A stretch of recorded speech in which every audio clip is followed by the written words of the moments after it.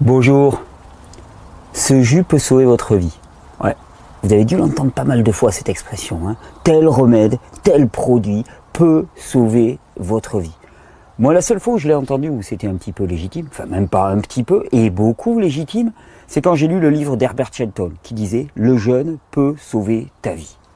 Et oui, ce jus peut sauver votre vie. D'ailleurs, comme tous les jus, comme tous les fruits, comme tous les légumes. Mais en fait, ce qui sauve votre vie, et vous l'avez déjà compris si vous regardez ces vidéos, c'est pas les jus, c'est pas les remèdes extérieurs. Ce qui sauve notre vie, c'est le vivant. C'est notre nature d'être vivant.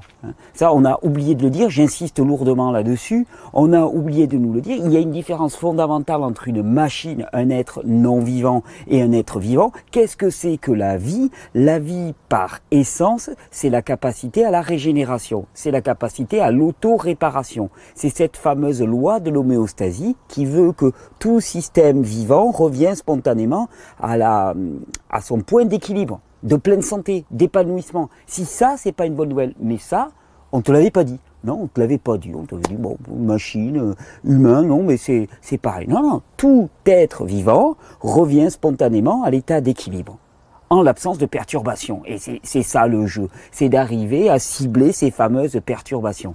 Et pour revenir à cet état d'équilibre, il fait comment l'organisme, le corps humain en l'occurrence? Il puise dans son environnement les éléments qui lui permettent de revenir à ce fameux état d'équilibre. Il puise dans son environnement, au sens le plus large du terme, les nourritures, au sens le plus large du terme, qui lui permettent de construire sa propre matière. Et ça, on l'avait oublié.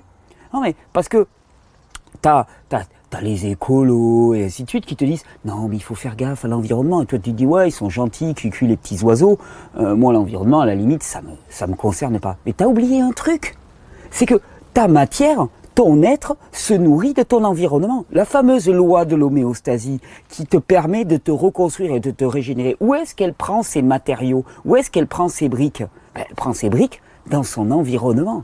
Si tu vis dans un environnement de MERDE, les matériaux que tu as pour te reconstruire, c'est de la MERDE. Tu te demandes, est-ce que tu te demandes un petit peu comment ça se fait qu'on soit aussi déprimé, désespéré, hein, qu'on soit autant des consommateurs d'anxiolytiques, de stimulants, de drogues, d'alcool? Mais regarde l'environnement dans lequel on vit. Je te parle même pas de pollution, et ainsi de suite, mais regarde ça, des murs de béton, de l'asphalte, il n'y a pas de forêt, il n'y a pas de verdure, il n'y a pas d'animaux, il y a un air qui n'est pas pur, il y a une eau qui n'est pas pure. Le corps, qu'est-ce qu'il va chercher comme matériau?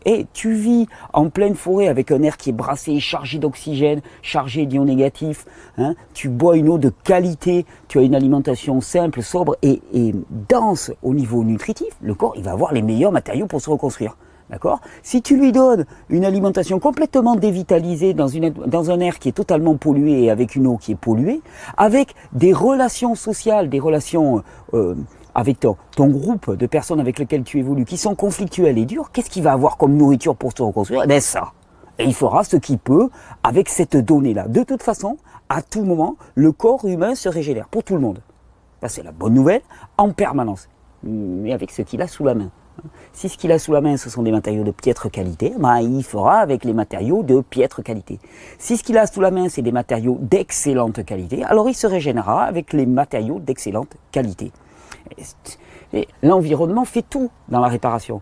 Et par là des marins, ils te disent bien, quand tu es en mer, par exemple, si tu te coupes, ta plaie, elle cicatrise plus difficilement. Parce que on est dans un milieu, un environnement qui est particulièrement corrosif. Une personne très fatiguée va se couper, son système immunitaire ne va pas être aussi efficace et ça va se cicatriser plus lentement. Tout est dépendant de notre environnement. On a oublié que nous étions partie prenante de notre environnement, mais pas de façon intellectuelle. C'est juste que toute notre nourriture, qu'elle soit alimentaire, qu'elle soit spirituelle, qu'elle soit émotionnelle, qu'elle soit relationnelle, que ce soit l'air, l'eau, toute notre nourriture, tout ce qui nous alimente en permanence et qui constitue notre matière, puisque le corps prend cet extérieur pour en faire notre matière, l'incorporer, passer du non-soi au soi, toute cette nourriture, elle détermine qui nous sommes. On te rebat les oreilles avec la génétique. La génétique ceci, la génétique cela. La génétique, quelque part, c'est te dire, écoute, c'était à la naissance, pas de bol, ça t'est tombé dessus, t'as tiré le mauvais cheval, et puis de toute façon, ta vie, elle sera pourrie. C'est tout. Oh, allez, je vais te donner un petit speed, un petit coup d'alcool pour faire passer la pilule, mais ne la ramène pas. De toute façon, c'était comme ça, c'est donné, c'est génétique. En plus, génétique, quand on te parle de génétique, on te parle de génétique cellulaire. On a oublié qu'il y avait tout un génétique bactérien, ce qu'on appelle le microbiome, qui est plus de 10 fois plus important. Mais bon, soit passons, Pasteur était passé par là, donc le dogmatisme était rentré en marche. Et donc on te dit, voilà, ta génétique, c'est ça. Donc, en fait, quand on te base tout sur la génétique, premièrement, ta responsabilité, tu oublies, aucune responsabilité, tu peux faire ce que tu veux, de toute façon, c'est la génétique. T'es né comme ça, mais n'espère pas que ça évolue, t'es né comme ça, c'est fini. Non seulement la génétique, ta responsabilité, elle disparaît complètement, et ton environnement, tu t'en fous. Tu peux vivre dans l'environnement que tu veux, de toute façon, c'était donné à la base. Il n'y a pas de chance que ça évolue. Et ça, c'est l'espèce de discours lénifiant qu'on nous sort en permanence. C'est-à-dire, toi, t'as rien à faire là-dedans. T'es pas un paramètre de l'équation. Il y avait la donnée à la base, ça se déroule. Et mais, entre diagnostic et pronostic, on a oublié un truc, il y a toi. Diagnostic, pronostic, toi. Moi, je suis là et qu'est-ce que je fais maintenant au quotidien? Comment est-ce que j'infléchis un petit peu cette fameuse génétique? On sait très bien que la génétique ne s'exprime que dans un environnement. Il est comment, ton environnement? Tu veux connaître le problème? Regarde dans ton environnement. Et sors la tête par ta fenêtre. Oui, c'est une vraie phrase, ça. Sors la tête par ta... Ouais, sors la tête par ta fenêtre. Ça me faisait bizarre comme phrase. Sors la tête par ta fenêtre et regarde autour de toi. Regarde un petit peu les gens avec qui tu vis. Regarde le métier que tu fais. Mais je te dis pas de le jeter, ou regarde-le, observe-le avec honnêteté. Regarde ce que ça te donne comme joie, comme épanouissement. Regarde ce que cette nourriture t'apporte. Est-ce que c'est une nourriture qui t'apporte de la vie ou est-ce que c'est une nourriture qui est complètement dévitalisée? Comment tu veux construire des tissus sains à partir d'un truc qui est emballé, qui a plus de 8 mois d'espérance de vie en boîte? Mais attends, s'il y avait de la vie là-dedans, ça pourrait pas rester 8 mois enfermé dans une boîte. Prends des fruits et des légumes, tu les mets dans une boîte fermée, laisse-les 8 mois et tu vas voir ce que tu vas retrouver à la fin. Ça sera complètement digéré, ça sera une espèce de boue, qui aura été une espèce de culture bactérienne, parce qu'il y a de la vie là-dedans. Un truc qui reste 8 mois en sachet, ou même 2 semaines, 3 semaines sans bouger, c'est pas bon signe, les gars. Ça sent le macabé, ça. Et ça, on l'a pas réalisé. Oh, ça n'a aucune importance. De toute façon, non, génétique. T'es né comme ça, ta vie sera pourrie. Pas de peau, dommage, mauvaise pioche. Et ça n'a rien à voir avec ça. Alors quand je te dis, ce jus peut sauver ta vie, ce jus, comme toutes les nourritures, peuvent sauver ta vie. Des nourritures qui sont adéquates. Alors ce jus, tu vas voir, il va être encore plus adapté. Parce qu'il va cibler le système digestif. Et c'est là que ça commence. C'est vrai que parmi toutes les nourritures de ce monde, une qui est particulièrement frelatée, particulièrement destructrice pour l'individu, c'est la nourriture para comer, la nourriture alimentaire, ce qu'on mange au quotidien. Parce que ce qu'on mange au quotidien, on s'en envoie des kilos et des kilos et des kilos. Des kilos d'une nourriture qui est privée de micronutriments, qui n'est pas dense nutritionnellement parlant, d'une nourriture qui est dévitalisée, d'une nourriture qui contient énormément d'additifs, d'une nourriture qui est traitée aux pesticides. Mais fais la liste. Je veux dire, il faut vraiment qu'on soit simplé pour s'être fait balader à ce point-là. Pour se dire en permanence, on va se balancer des additifs, des pesticides, une nourriture qui n'a plus de micronutriments, de minéraux, de vitamines, et être en bonne santé avec ça. Mais c'est ça la différence. C'est quoi le gros changement qu'il y a eu au cours du XXe siècle? C'est ça, c'est de passer d'une agriculture et d'une économie rurale avec des produits locaux, avec beaucoup de végétaux, cultivés localement de saison sur des terroirs relativement riches, à des sols totalement appauvris, à une nourriture extrêmement transformée, à une antibiothérapie qui finissait de tuer les pauvres petites bactéries qui passaient dans le coin, celles qui avaient rescapé. C'est ça le gros changement. Et la catastrophe, tu sais, on parle toujours de la catastrophe de la Seconde Guerre mondiale. Je pense que la pire catastrophe de la Seconde Guerre mondiale, et tout égard gardé à la catastrophe et à la monstruosité qui a eu lieu pendant la Seconde Guerre mondiale, la catastrophe, elle a continué après. La catastrophe, elle a été d'un tout autre ordre après. C'est l'introduction des engrais de façon massive dans l'agriculture et c'est l'introduction des antibiotiques. Cette véritable lutte contre le vivant. La lutte contre le vivant, elle a eu lieu pendant la guerre, elle a continué après. Et ce sont des millions et des millions et des millions de victimes et qui continuent. Et les enfants qui naissent maintenant, ils sont dans quel état? Regarde, allergiques, immunodéficients, avec des cancers, avec des troubles du comportement. Le monde bactérien crie sa douleur parce qu'il nous faut du vivant. Et les jus, peuvent sauver ta vie. Et celui-là en particulier. Alors, il se trouve que je te dis, c'est un jus pour le système digestif. Et hier, il y a des copains qui sont passés à la maison, et les copains, ils sont toujours agréables. Par contre, ils ont une propension à manger tous les ananas. Je sais pas pourquoi, je tiens toujours des copains, moi, qui mangent tous les ananas. Alors, je me suis retrouvé avec pas mal de pots d'ananas. Tu vois, hop. Enfin, pas mal. J'en ai mis que quelques-unes là, mais j'avais quelques pots d'ananas. Et je me suis dit, ouh, pot d'ananas, surtout si l'ananas est bio, hein, dans la peau d'ananas, il y a de la bromélaïne. Hein, la bromélaïne, c'est une enzyme extraordinaire. La bromélaïne, c'est une enzyme extraordinaire qui a la propriété de dissoudre tous les déchets protéiques dans l'organisme. Tu sais, tous ces petits bouts de protéines, tous ces repas mal digérés parce que tu n'as plus assez d'acide chlorhydrique, parce que tu es stressé et fatigué, tous ces repas mal digérés qui restent dans l'intestin et qui putréfient. Et quand ça putréfie dans l'intestin, ben, c'est pas bon signe. Ça fait des productions de méthane, et le méthane, hein, ce gaz, ben, il sort par en bas ou par en haut, ça te donne cette mauvaise haleine, hein. Ça donne aussi cette odeur dans les toilettes. Tu t'es jamais posé la question? Tu vas aux toilettes, quand tu sors des toilettes, ça pue. Mais ça sort d'où, ce qui est dans la toilette? Ça sort de toi. C'est pas bon signe si c'est à l'intérieur, que nous soit dit. Bon, il vaut mieux que ça soit à l'extérieur qu'à l'intérieur. Mais il n'empêche, ça renvoie pas une belle image de ton système intérieur. La bromélaïne dans l'ananas est un formidable nettoyant. Tous les enzymes sont là pour accélérer les réactions de décomposition. Il va venir manger littéralement tous les déchets dans ton tube digestif. Alors je me suis dit, tiens, ben, j'ai de l'ananas, on va se faire un jus pour le système digestif. Alors pour le système digestif, ananas avec la bromélaïne. J'aurais pu prendre de l'ananas entier. Là j'ai pris... j'avais que les pelures. Alors c'est sympa parce que moi j'aime bien les passer comme ça, parce que comme ça je mange l'ananas, j'adore l'ananas à la croque, et la pelure, qui est la partie la plus chargée en bromélaïne, hop, elle se retrouve dans le juicer. Alors il faut la couper quand même un petit peu, parce que le juicer n'aime pas trop les pelures de fruits et de légumes. Enfin je dis ça, moi je me gêne pas pour les utiliser, mais je sais que ça les fait un peu forcer, comme avec le citron. Donc ananas, bromélaïne, très digestif. Ensuite, attends, j'en coupe un petit peu, on va pas tout passer. La peau est très dure. Ça, c'est l'avantage aussi des extracteurs de jus. Tu vois, les peaux d'ananas, t'en ferais rien. Bon, mais là, hop, tu extrais tout le jus que tu peux encore extraire. Tu extrais la bromélaïne, tu as la partie la plus nutritive. Encore une capacité à recycler du matériau. Ça, c'est excellent. Alors, bien sûr, il faut que vos ananas soient bio. Parce que sinon, se faire un concentré de pesticides, je ne vous le recommande pas. Bon, alors à ça, qu'est-ce que j'ai ajouté? Je me dis, bon, un jus digestif. Immédiatement, digestif. Betterave, c'est la plante du système digestif. Ça nettoie le foie, ça nettoie le sang. Enfin, quand je dis ça nettoie, ça participe au nettoyage du foie, ça participe au nettoyage du sang, que les vrais hygiénistes authentiques ne tombent pas dessus. Et surtout, ben, la betterave a une capacité à booster la production de sucre digestif, d'acide chlorhydrique. Tu sais, tu as entendu parler du citrate de bétaïne pour la digestion. Pour augmenter la production de bile par le foie, par exemple. Bétaïne, ça vient de betterave. La bétaïne, c'est l'un des principes actifs majoritaires de la betterave. Alors là, j'avais des belles betteraves avec les fans. Les fans, eux, contiennent de l'acide oxalique. Et l'acide oxalique, eh bien, il va participer au bon péristaltisme intestinal, à la circulation des selles dans ton tube digestif. Je sais, c'est pas très glamour d'en parler. Pourtant, c'est ce qui fait 100% de ta santé. Donc, j'ai pris les fans très riches en acide oxalique, donc ils vont favoriser le péristaltisme intestinal. Et puis, une belle betterave. Regardez-moi cette couleur. C'est fantastique. Fantastique. Betterave ananas, je crois que ça c'est du jus fabuleux aussi.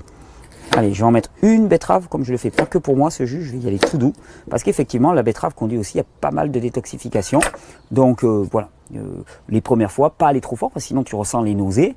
Et puis à ce moment-là, la nausée, ça veut dire simplement que le foie est en train d'être trop nettoyé. C'est pas grave, ça veut juste dire que tu es allé un petit peu trop fort sur le foie.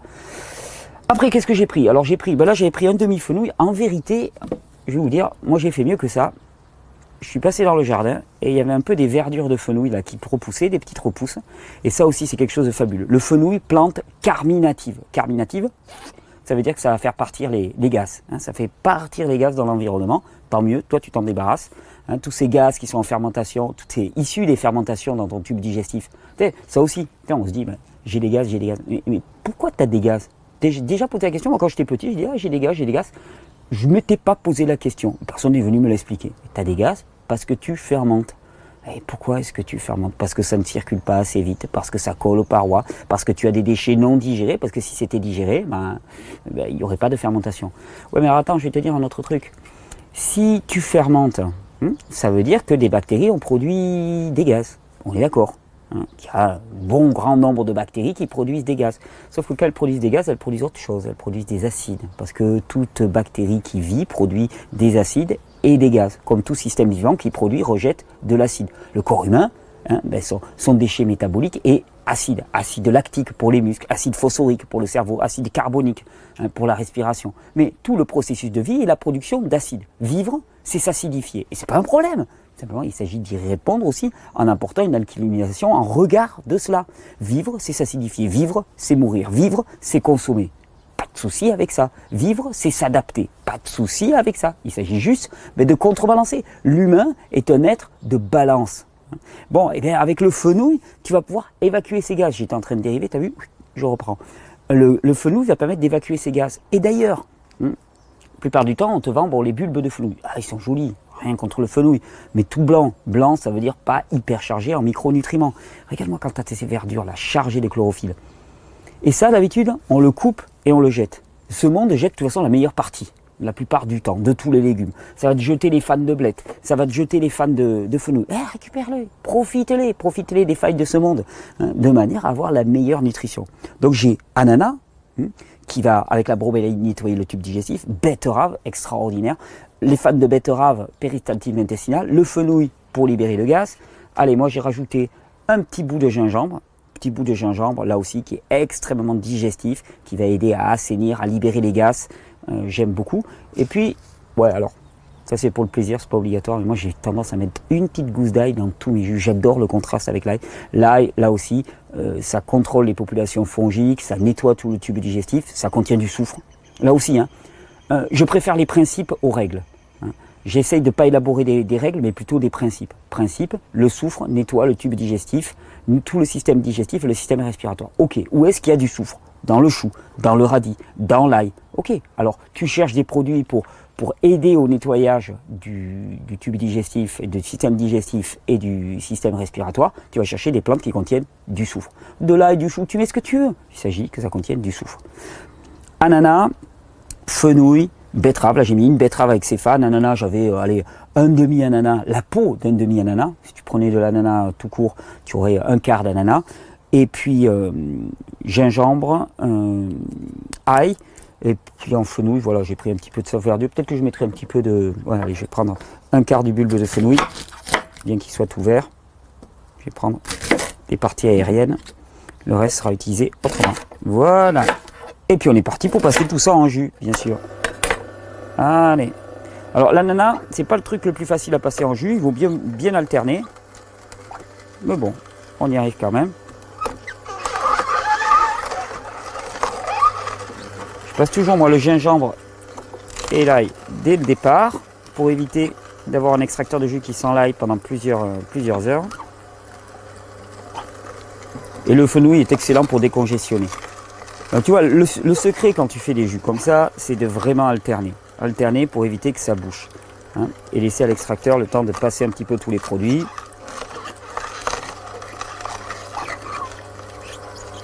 Voilà.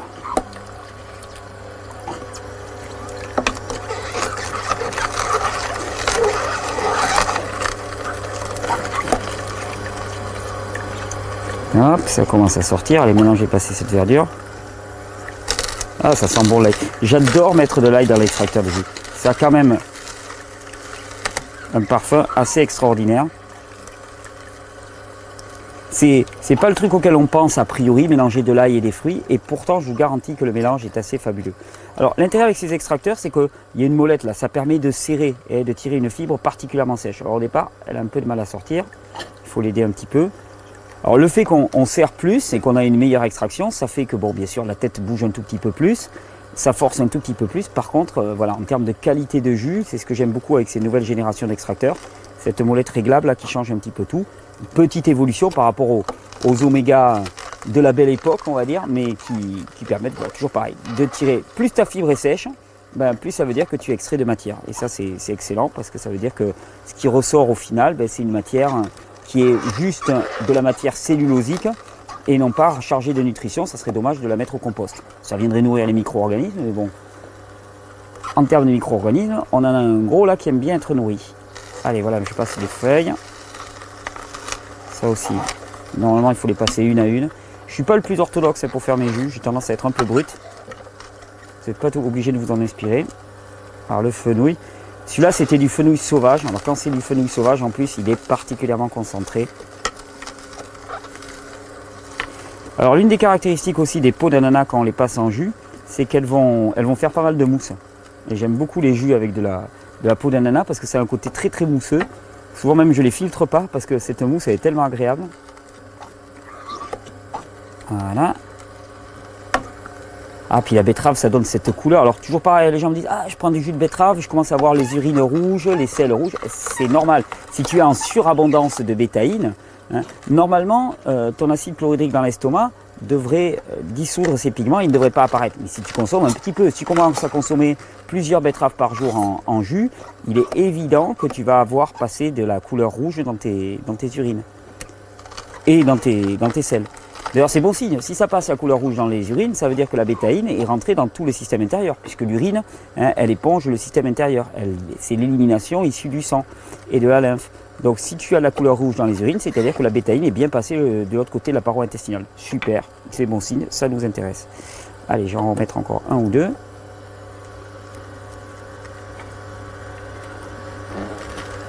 Ça sort pas si mal, je pensais que ça allait être plus dur avec l'ananas. D'habitude c'est plus compliqué avec les ananas. Le fait d'avoir cette nouvelle vive de serrage.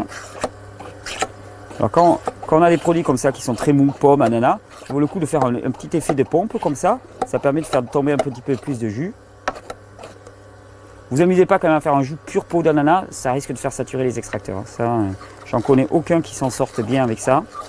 C'est pas leur domaine de prédilection. Hop, un petit coup de betterave. Et je pense qu'on va être bon. Tu vois, la grosse différence là, tiens ça on va le remettre là. La grosse différence ici, hop, attends, non, on aurait pu mettre quand même un petit peu de fan. Puis, histoire de les faire, j'adore quand ça descend. C'est très gamin, mais j'adore les voir disparaître dans l'extracteur. Voilà, puis on va laisser couler.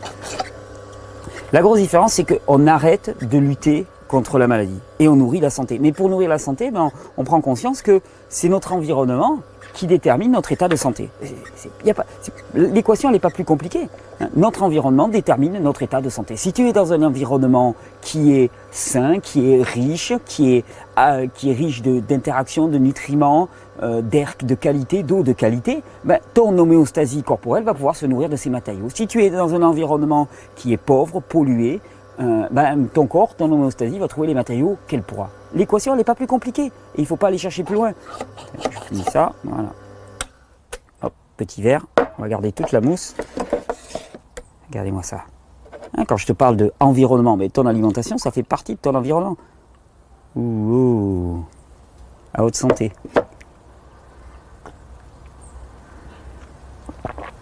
Le fenouil.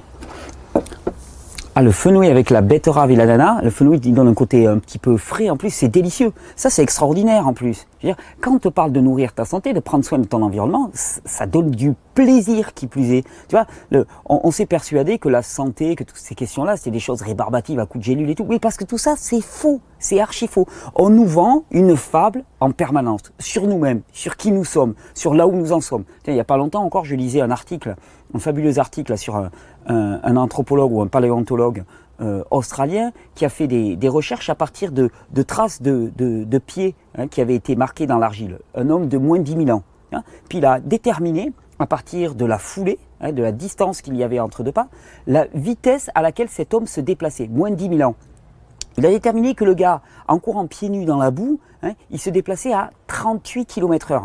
Tu prends Usain Bolt actuellement, hein, qui a explosé tout le monde, il court aux environs de 44 km/h. Le gars, il courait pieds nus dans la boue à 38 km/h. On a fait un petit peu la corrélation, on s'est dit, s'il était sur une piste, quelque chose de plus dur, il courait à presque 48 km/h. Explosé Usain Bolt. Et comme il y a quand même des chances hein, que ça soit pas spécifiquement le Usain Bolt de l'époque hein, qu'on ait pris juste à l'instant où il était en train de battre le record du monde, on peut se dire que ben, certainement un grand nombre de personnes à cette époque-là couraient à des vitesses proprement hallucinantes à notre époque, de manière régulière et sur de longues distances. Et pourtant, on nous sort en permanence que nous sommes des surhommes, que nous sommes le climax, l'accomplissement de toute notre humanité. Et 20 000 ans d'histoire humaine pour en arriver à l'homo 21e sièclus. Voilà, l'homo 21e siècle, bourré de cachetons. Regarde la réalité en face. Bourré de cachetons dans un environnement qui est un environnement dégueulasse. Regarde ce qu'on en a fait, un désert. Chateaubriand disait, la forêt précède les peuples, le désert les suit. Regarde ce qu'on est capable de faire. On est capable de détruire une forêt d'abondance en désert. Tu vas dans la montagne, tu t'y sens bien. Tu vas dans des régions tropicales, tu t'y sens bien. Hein. Pourquoi tu ne te sens pas bien chez nous? Pourquoi? Parce qu'on en a fait un désert. Notre folie a tout bitumé. Notre environnement détermine qui nous sommes. Nous sommes à l'unisson de notre environnement. Alors qu'est-ce que tu mets dans ton environnement? Qu'est-ce que tu mets dans ton assiette? Qu'est-ce que tu mets dans ton cercle d'amis? Ça aussi c'est important. Est-ce que tu vis avec des gens qui sont en permanence de critiquer, de négativer, de voir toutes les difficultés du monde, de pester, de cracher sur cette société? Ou est-ce que tu es avec des gens, avec des fous furieux qui rêvent, qui se disent, ben le désert, on va faire l'inverse de ce qui a été fait jusqu'à présent. On va inverser le désert, on va reverdir le désert, comme dirait Jeff Lawton. Est-ce que tu vis avec des fous comme ça? Est-ce que dans ton assiette, tu mets une alimentation qui est riche? Est-ce que ton eau, est-ce que ton air sont de qualité? Est-ce que tu fais en sorte qu'ils soient de qualité? Est-ce que ton environnement familial, les relations que tu vas avoir dans ta famille, dans ton boulot, est-ce qu'elles sont nourrissantes? C'est ça qui va faire qui tu es. Le but, c'est pas de prendre soin des autres pour le bien des autres, c'est d'abord pour ton bien à toi, parce que tout ton environnement détermine qui tu es. Il n'y a pas de salut individuel, c'est pas possible, ça n'existe pas. Tu ne peux pas être séparé de ton environnement. Ton homéostasie s'exprime dans son environnement. Alors ouais, ce jus peut te sauver la vie, comme tous les jus, comme toute l'alimentation qui est propice à la vie. Alors qu'est-ce que tu mets dans ton corps? Qu'est-ce que sont tes relations avec les autres? Qu'est-ce qui te nourrit? Parce que ce qui te nourrit, c'est ce qui va te constituer. Tu es à l'unisson de ta nourriture. Et on avait oublié de te le dire.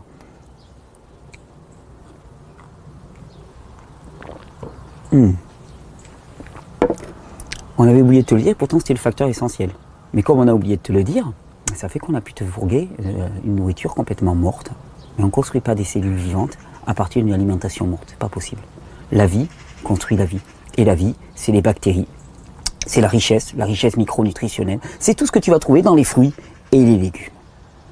Alors une fois que ces données sont connues, là, on peut faire nos choix. Là, on est responsable. Et la génétique, on la voit bouler. Parce que la génétique, elle est posée une fois pour toutes. Par contre, l'épigénétique, c'est notre pouvoir, notre responsabilité, notre joie. Bonne régénération. Et j'allais oublier. On approche du mois de décembre. Ça le fait pas. Là, il est 8 h du matin en Catalogne. Ça fait pas décembre. Mais bon, théoriquement, on approche du mois de décembre. Et décembre, c'est Terra Incognita, 3 semaines. 3 semaines ensemble pour expérimenter la pleine régénération. Pour ceux qui connaissent, c'est 3 semaines dans lesquelles il y a des vidéos quotidiennes, il y a des tas de rendez-vous. Cette année, il va certainement y avoir une conférence, des pique-niques organisés. On est en train de vous préparer une page internet sur le site Régénère pour ça, pour lancer des pique-niques crus à travers toute la France, pour se retrouver, partager, faire exploser un petit peu les écrans et rentrer dans du concret, du réel, du vécu, de l'entraide et du soutien, de la solidarité. Tout va vous être annoncé au cours du mois de novembre. Il y aura un programme indicatif par étape pour ceux qui veulent faire une transition alimentaire. On leur proposera 7 étapes pour changer l'alimentation avec les moyens de s'évaluer, de savoir où on en est sur ces étapes et de savoir quelle pourrait être l'étape suivante. Des petits guides comme ça qui vont nous accompagner. Tout ça, ça arrive au cours du mois de novembre. Préparez-vous. Terra Incognita, ça doit être le 4e ou le 5e. Peut-être le 5e. Au 4e, 5e, je sais pas, il faut regarder ça. Terra Incognita, ça arrive, ça démarrera le lundi 30 novembre, si je m'abuse. 3 semaines ensemble pour expérimenter des territoires inconnus. D'ailleurs, le thème de cette année, j'ai appelé ça « Jeûner à ce monde ». Jeûner aux valeurs de ce monde. Ces valeurs de ce monde qui nous tirent droit vers la dégénérescence, la fatigue, la maladie et la dépression. Jeûner à ce monde, c'est juste, on était dans cette direction, hop, on part en sens inverse. On ne s'arrête pas, on part en sens inverse et on va expérimenter quelque chose d'autre. Non, parce que on t'avait dit que ça, c'était la seule direction, la meilleure pour l'humain. Tu as quand même le droit d'aller voir de l'autre côté. Au pire, s'ils ont raison, tu vas t'en rendre compte rapidement. Et puis tu feras demi-tour. Il n'y a pas de souci. On ne s'énerve pas. Il n'y a pas d'inquiétude. Non, mais parce qu'on t'a toujours dit que c'était dans cette direction qu'il fallait aller. Ok, moi, je me pose des questions. Pourquoi est-ce que cette direction est la meilleure? Et si c'était pas vrai? Pour le coup, quand même, d'aller voir de l'autre côté. Rendez-vous en Terra Incognita.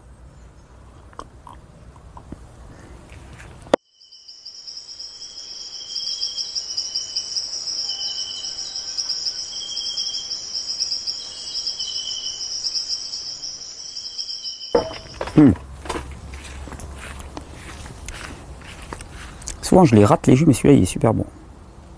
Enfin, je les rate. Dans les recettes, je les rate. Mais je le dis pas, ça se voit pas.